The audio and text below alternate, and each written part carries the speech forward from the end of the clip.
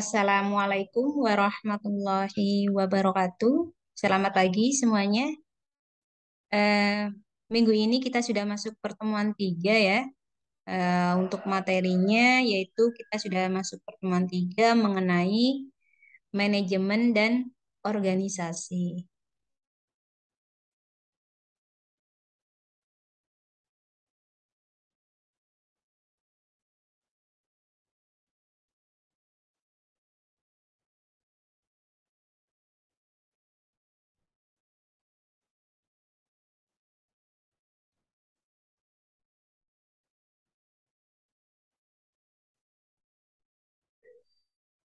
Oke, pertemuan 3 mengenai eh, manajemen dan organisasi.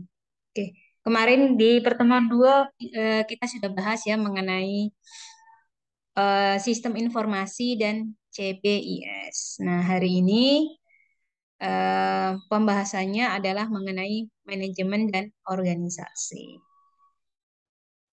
Oke, saya langsung ke materi saja ya. Apa namanya? Di sini apa yang dimaksud dengan manajemen? Manajemen, namanya manajemen di sini adalah sebuah proses ya dengan eh, di mana sebuah proses di mana pelaksanaan suatu tujuan tertentu diselenggarakan dan akan diawasi. Atau bahasa simpelnya ya, yang namanya manajemen ini adalah pengelolaan ya, pengelolaan sebuah struktur organisasi. Jadi bagaimana sebuah organisasi itu dikelola dengan baik atau di manajemen seperti itu. Atau pengertian lain ya menurut Manulang, kalau tadi menurut ensiklopedia, nah kalau ini menurut Manulang, bahwa manajemen ini adalah seni dan ilmu perencanaan, pengorganisasian, penyusunan, kemudian pengarahan, dan pengawasan sumber daya untuk mencapai tujuan yang sudah ditetapkan. Ini menurut Manulang. Nah, untuk tingkatannya sendiri, manajemen itu ada 3 level. Yang pertama, level bawah dulu ya, low level manager. Ini level paling bawah. Nah, ini nanti siapa orang-orang yang berada di level paling bawah ini? Ya, di sini nanti ada supervisor, kemudian ada mandor, ada leader ya. Ah, kesimpulannya orang-orang di level low ini adalah orang yang bekerja di lapangannya. Jadi yang bekerja di lapangan. Nah, ini tentu saja nih ada supervisor, mandor, leader, dan apa namanya orang-orang yang membantu. Nah, ini tugasnya apa? Low level manager di sini tugasnya melakukan perencanaan operasional. Jadi melakukan perencanaan operasional atau pekerjaan lapangan. Jadi melakukan pekerjaan di lapangan. Nah, kemudian level kedua, ini tengah-tengah, middle level manager. Nah, siapa nih orang-orang yang menempati middle level manager? Di sini adalah kepala divisi, kemudian kepala bagian, kemudian ada manajer. Nah, staff manager. Ini ada di middle level manager. Tugasnya apa? Tugasnya di sini tentunya melakukan perencanaan manajemen. Kemudian level paling atas, nah ini dikenal dengan top level manager. Nah, di sini ditempati oleh ada direktur, wakil direktur, kemudian komisaris ya. Ini ada di top level manager. Tugasnya apa? Tugasnya di sini melakukan perencanaan strategis. Nah, ini tingkatan manajemen. Selanjutnya ini ya tingkatan manajerialnya kalau tadi paling atas ini dikenal dengan eksekutif level. Jadi level eksekutif lah kata kata kata lainnya ya atau bahasa lainnya. Terus kemudian Untuk middle ini adalah managerial level, di mana tadi diduduki oleh ada manajer, kemudian kepala divisi, kepala bagian, staf manajer, dan staf-staf kepala bagian. Kemudian yang paling bawah di sini adalah pekerja lapangannya atau operasional level ya. Jadi yang bekerja lah intinya kasaran. Jadi yang bekerja kasaran. Nah, ini operational level.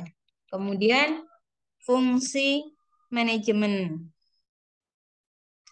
Nah, fungsi manajemen di sini nanti ada empat, oh maaf, ada lima ya.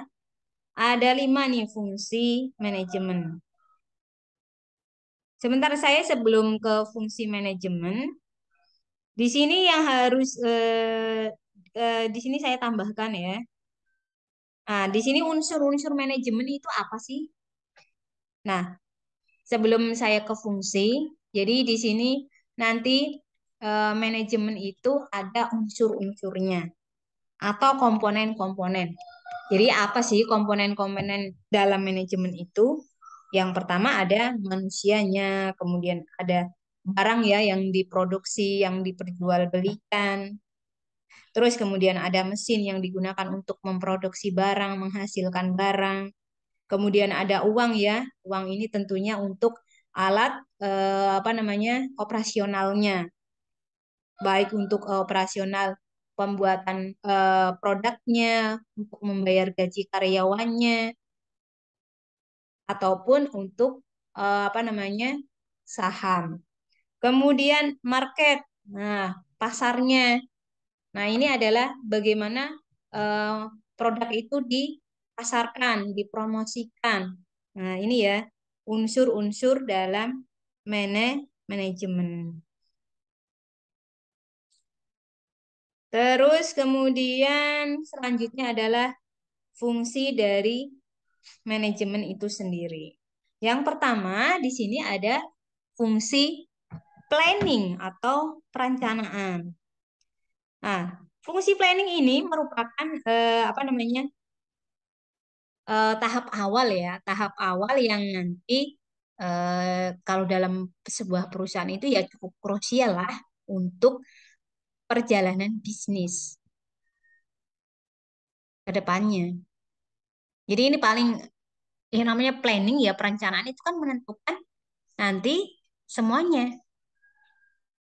Jadi misalnya kalian ini mau mendirikan usaha itu, ini kan pastinya kalian ada rencana dulu ya, ada rencana dulu nanti gimana ke depannya, keuntungannya berapa, kira-kira nanti dampaknya apa, kerugiannya apa. Nah, ini kan harus di planning dulu kan, perencanaan ya.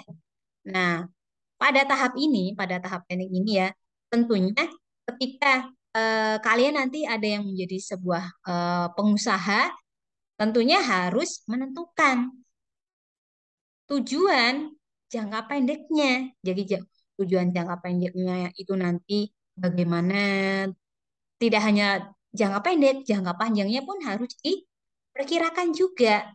Jadi antara tujuan jangka pendek, jangka panjangnya itu harus bisa di planning. Kira-kira nanti pencapaiannya seperti apa, seperti itu.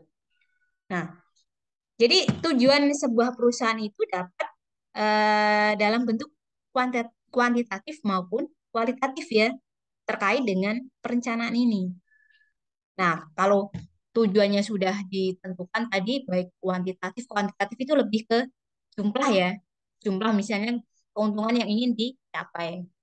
Kualitatif ini lebih mengedepankan kualitas.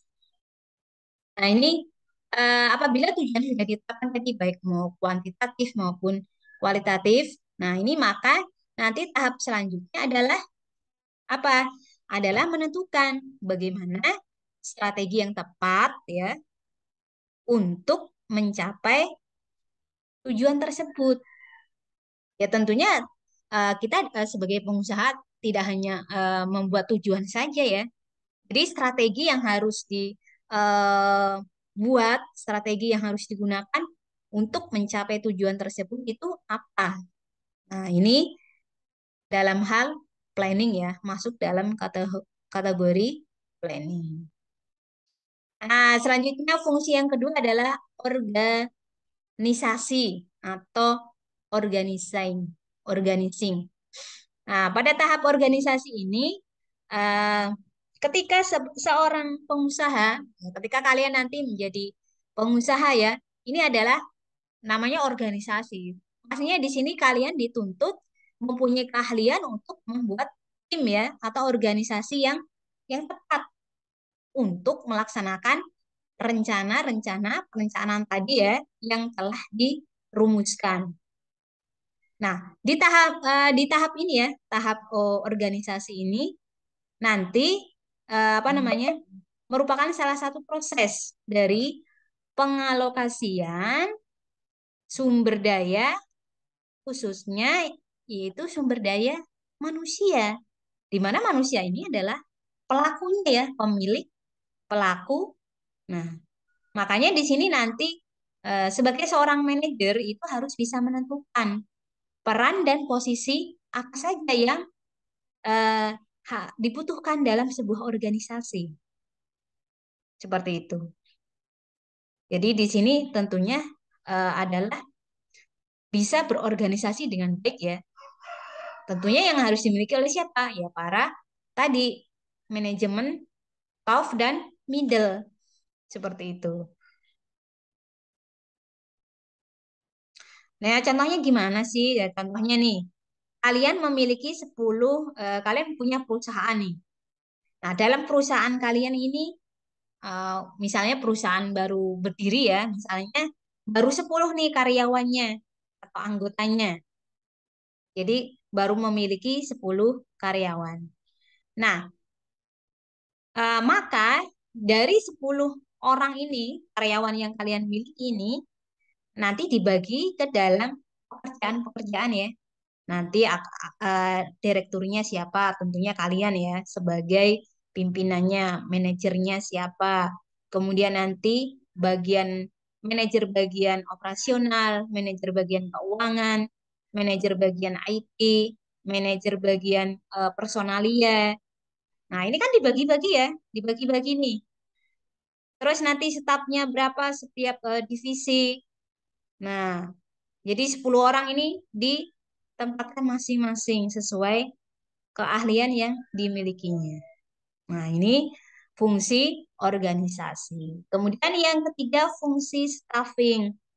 Nah, namanya staffing ya.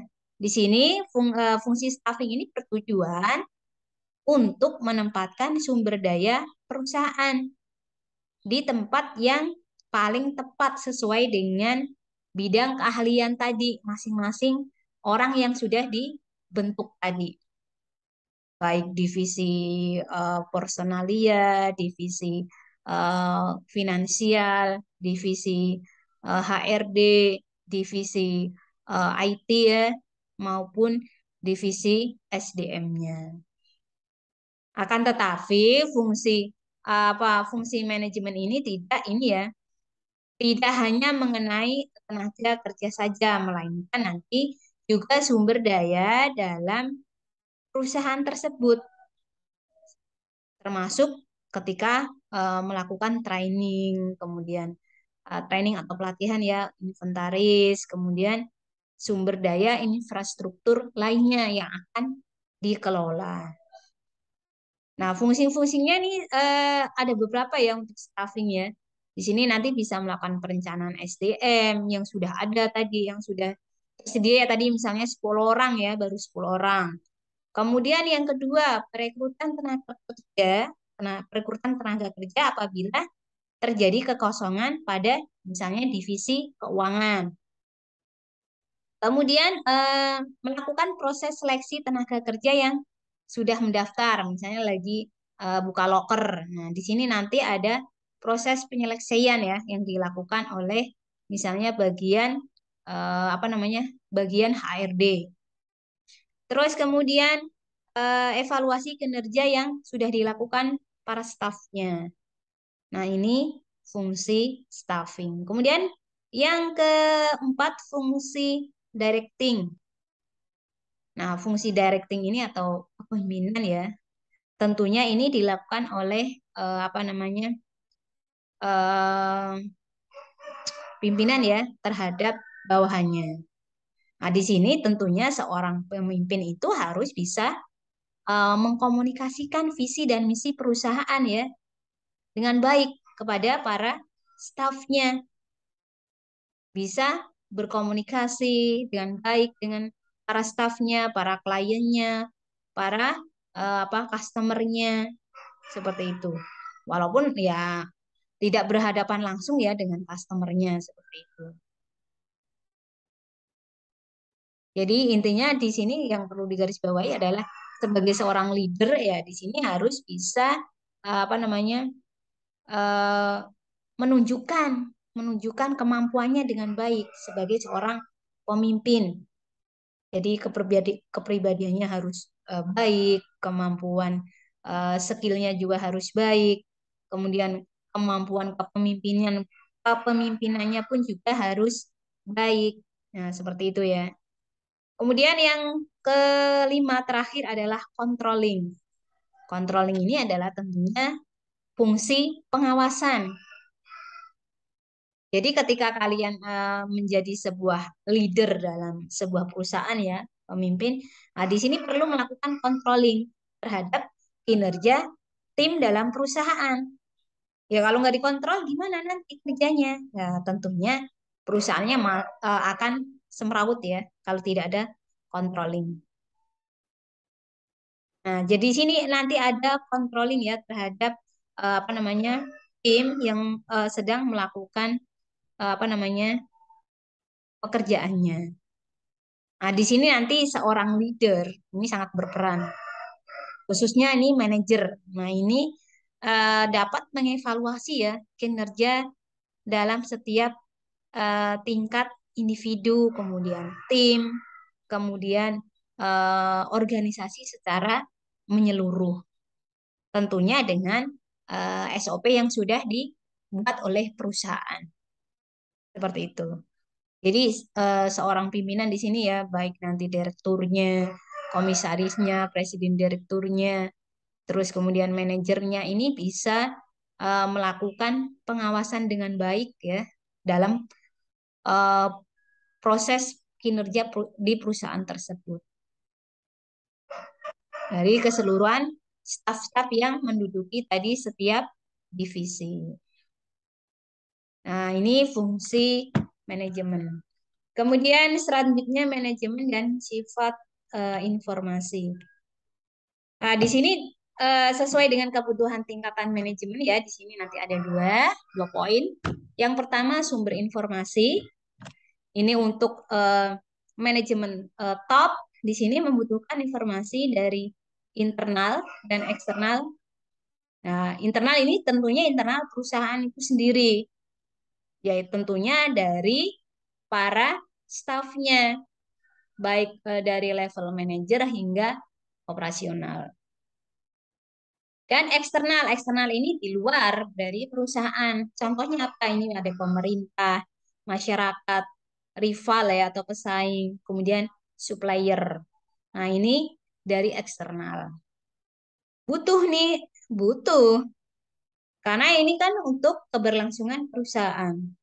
Kemudian sumber informasi yang diperoleh apa namanya atau yang dimiliki oleh manajemen middle atau tadi tengah-tengah yang ditempati oleh manajer, kepala divisi atau kepala bagian.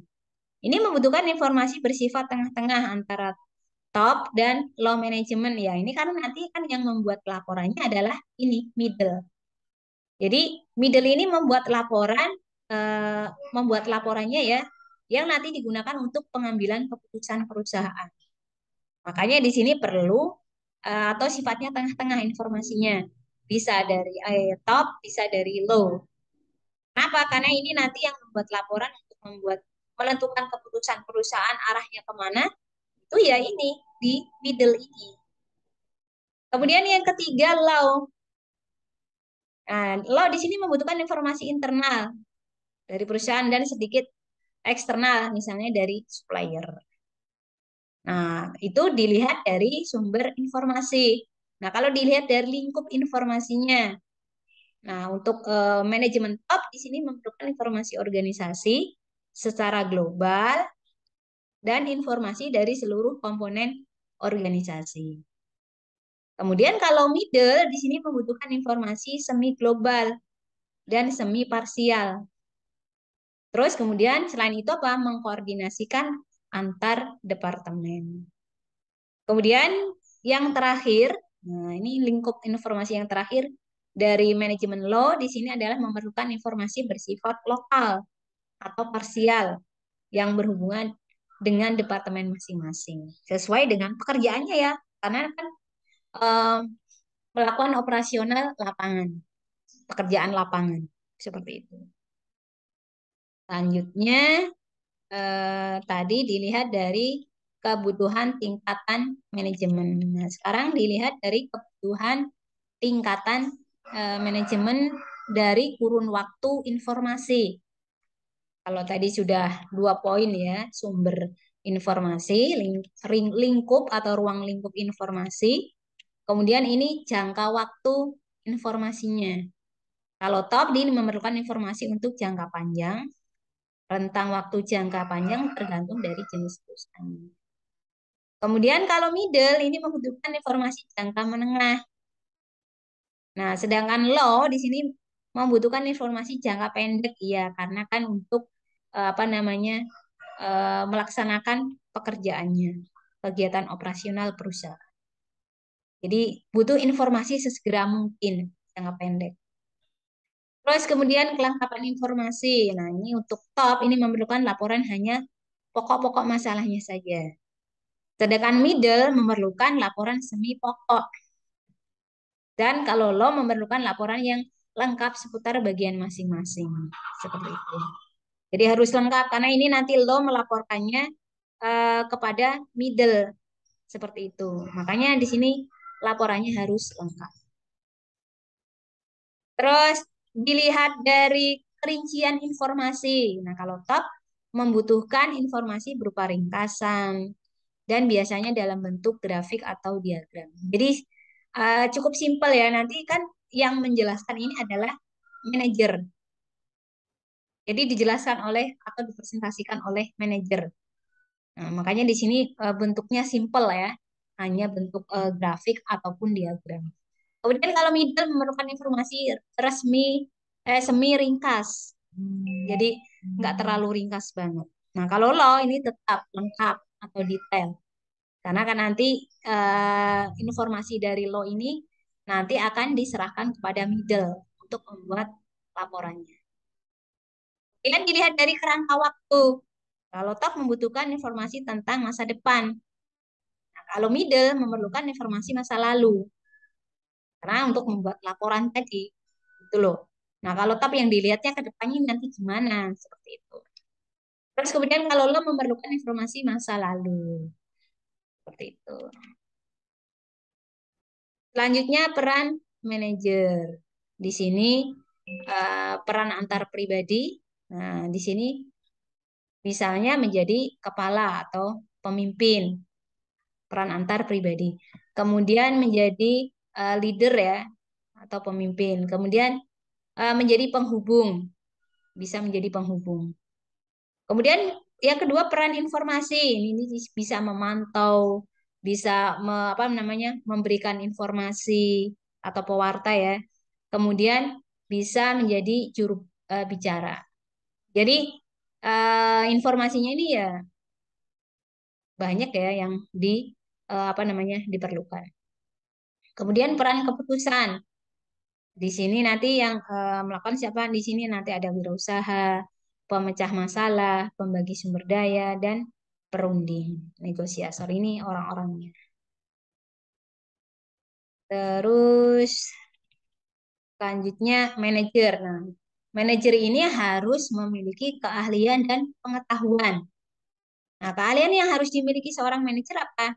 Di sini tentunya tadi bisa berkomunikasi dengan baik, baik dengan atasannya untuk manajemen TOF ya, maupun bisa berkomunikasi dengan baik di apa namanya dengan manajemen law maupun dengan klien, dengan supplier, kemudian dengan apa namanya pihak eksternal ya. Tadi pihak eksternal kan ada pemerintah, ada masyarakat, ada customer, kemudian ada supplier. Kemudian selain mempunyai komunikasi yang baik juga bisa memecahkan masalah ya. Memang ini tugasnya manajer. Jadi bisa memecahkan masalah untuk dibuat solusinya seperti itu. Jadi bisa mengidentifikasikan masalah juga bisa memecahkan masalah. Nah, ini tugas atau keahlian manajer. Nah, kemudian selain memiliki keahlian juga harus memiliki pengetahuan dasar. Seperti dia harus paham benar mengenai ilmu komputer. Kemudian menguasai informasi. Nah, ini sangat diperlukan perusahaan. Nah, selanjutnya yang kedua, nah tadi organisasi ya sudah kita bahas. Yang kedua adalah organisasi, poin kedua. Nah, organisasi itu apa sih? Nah, jadi organisasi itu adalah sebuah sistem perilaku orang-orang yang saling berinteraksi dalam melaksanakan pekerjaan atau tugas. Jadi di sini ada sistem, ada orang-orang yang berperan di dalamnya. Nah, ini sebuah organisasi. Ya, tentunya organisasinya dilihat. Misalnya kalau seperti sekolah, ada kepala sekolah, ada guru, ada siswa ya, ada karyawan.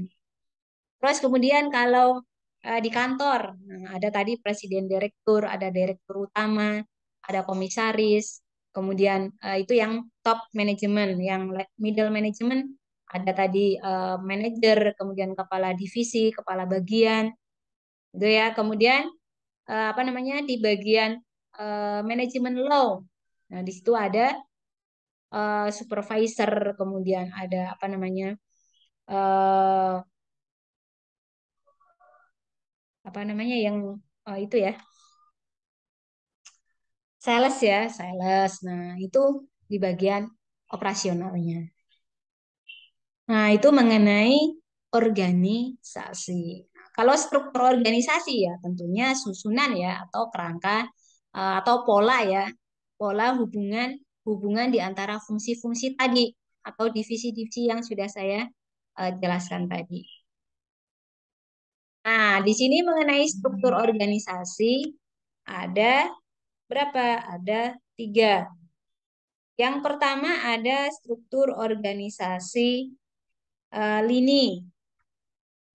Nah, struktur organisasi lini ini ya, apa namanya, sebuah organisasi di mana pelimpahan wewenang atau kekuasaan itu langsung secara vertikal dan sepenuhnya dari pimpinan terhadap bawahannya.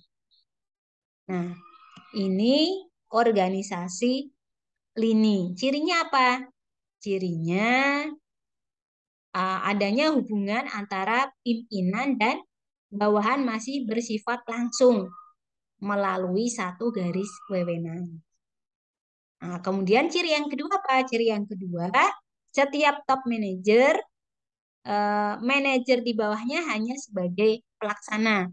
Jadi ini garis lurus ya, lini atasan ke bawahan. Jumlah karyawannya biasanya sedikit, terus kemudian sarana dan alatnya pun terbatas. Ini lini kecil ya. Jadi lini itu kecil. Nah, kemudian yang kedua, organisasi lini dan staf. Ini yang kedua. Nah, organisasi lini dan staf ini kombinasi dari organisasi lini dan organisasi fungsional. Nah, di sini nanti pelimpahan wewenang dalam organisasi lini staf ini apa namanya berlangsung secara vertikal dari atasan ke bawahan.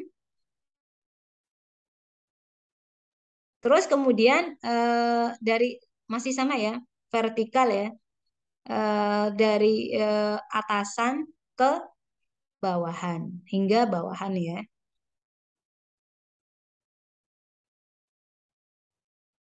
Bedanya apa yang membedakan dengan lini tadi? Ya sama-sama langsung dari atasan ke bawah ya, ke bawahan ya.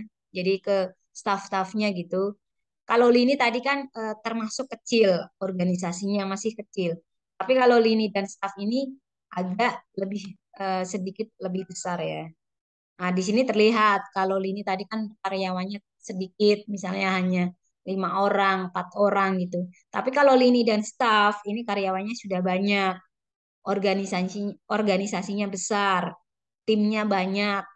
Nah, ini ya beda dengan lini. Ya memang sifatnya sama-sama vertikal dari atasan ke bawahan, tapi di sini dilihat dari apa namanya timnya itu lebih banyak lini dan staff. Nah, itu yang lini dan staff. Kemudian yang ketiga organisasi fungsional. Nah, organisasi fungsional ini apa namanya? Sebuah organisasi yang dibentuk di mana kekuasaan pimpinan dilimpahkan pada pejabat yang memimpin satuan di bawahnya dalam sebuah bidang pekerjaan tertentu. Nah, ini struktur fungsional ini ya awalnya itu dulu ini dibuat itu karena adanya pimpinan yang tidak mempunyai bawahan yang jelas dan setiap atasan nanti mempunyai wewenang memberi perintah kepada setiap bawahan. Nah, itu ya mengenai struktur organisasi. Jadi ada 3 lini, itu paling kecil. Lini staf itu agak besar ya. Fungsional ini yang paling besar. Nah, ini struktur organisasi lini. Ini secara vertikal tadi ada hubungan antara pimpinan dan bawahan bersifat langsung secara garis wewenang. Ini ya ada presiden, wakil presiden, terus kemudian ada presiden direktur, ada wakil presiden direktur, ada manajer. Nah, di sini nanti ada bagian manajer personalia, manajer HRD, terus kemudian manajer apa namanya apa IT ya. Nah, di sini staff-staffnya berapa? Kan dari atasan ke bawahan ya. Terus kemudian kelemahannya apa? Kelemahannya tidak dapat dibedakan antara tujuan pribadi dengan tujuan perusahaan. Kecenderungan pimpinan diktator ya jelas ya, namanya juga tadi secara vertikal. Organisasi terlalu bergantung pada satu orang pimpinan saja. Kesempatan karyawan berkembang terbatas. Tapi ada kelemahan, ada keuntungan. Keuntungannya apa? Di sini kesatuan pimpinan berada di dalam satu tangan. Pengambilan keputusan ya, ini lebih cepat. Garis pimpinan tegas karena tadi kan vertikal sifatnya. Nah, terus yang kedua struktur organisasi lini dan staf. Nah, ini tadi organisasinya cukup besar dan kompleks. Jumlah karyawannya pun besar ya. Hubungan atasan dan bawahan tidak bersifat langsung.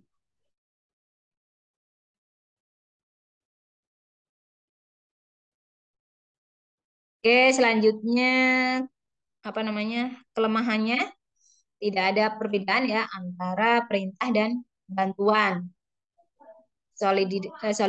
Solidaritas di sini juga kurang. Persaingan tidak sehat. Keuntungannya apa? Keuntungan di sini nanti pimpinan tetap berada pada satu tangan, tetap sama kayak ini tadi. Terus kemudian adanya pembagian tugas yang jelas. Jadi nggak semeraut seperti lini tadi ya. Kemudian di sini bakat dapat dikembangkan. Jadi di sini karyawan bisa ada potensi berkembang. Nah, selanjutnya struktur organisasi fungsional. Di sini pembagian tugas nanti dibedakan dengan jelas. Kemudian spesialisasi karyawan nanti dapat berkembang